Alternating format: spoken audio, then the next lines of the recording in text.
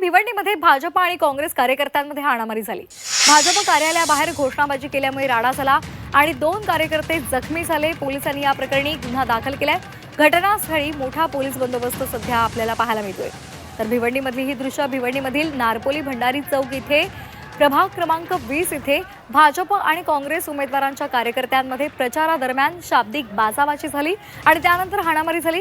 ही घटना घडली आणि त्यामुळे दोन्ही बाजूंनी लाठ्या काठ्या आणि दगडांचा मारा झाला।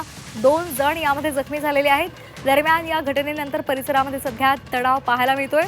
मोठा पोलीस फौजफाटा इथे तैनात केलेला आहे। हाणामारीच्या घटनेनंतर नारपोली आणि भोईवाडा पोलीस ठाण्यातील मोठा फौजफाटा इथे घटनास्थळी दाखल झालाय। सौम्य लाठीमार सुद्धा यावेळी करण्यात आला आणि गर्दी पांगवली गेली। डोर टू डोर प्रचार केलेला आहे। आम्ही 4 उमेदवार एकत्रच होतो। म्हणजे असं की आम्ही आमच्या प्रचारासाठी फिरायचं पण नाही, आम्हाला तेवढी मोकळीक पण नाही, अशी परिस्थिती करून ठेवली। आम्ही डोर टू डोर प्रचार करत असताना समोर BJPचा मोठा ऑफिस होता कार्यकर्त्यांचा, जे 4चा पॅनल आहे त्यांनी डायरेक्ट आम्ही तिथे प्रचार करत असताना आम्हाला डायरेक्ट येऊन, आम्ही लेडीज होतो पुढे, आम्हाला डायरेक्ट येऊन धक्काबुक्की केली आणि सांगितलं इथे उभं राहून प्रचार करायचा नाही, इथे आम्ही तुम्हाला उभं राहून देणार नाही, हा आमचा एरिया आहे।